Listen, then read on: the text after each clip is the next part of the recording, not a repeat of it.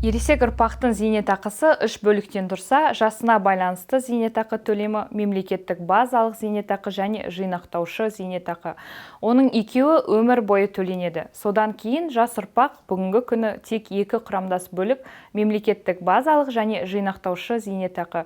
Яғни зейнетақы жинақтары таусылғаннан кезде өмірдің соңына дейін тек мемлекеттік базалық зейнетақы төленетін болады.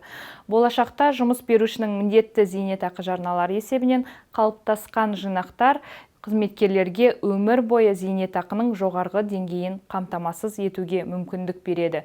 1975 жылдың 1 қаңтарынан кейін туылған азаматтар үшін жұмыс берушінің міндетті зейнетақы жарналарын төлеу осы санаттағы адамдардың ортақ зейнетақы алу құқығының болмауымен байланысты.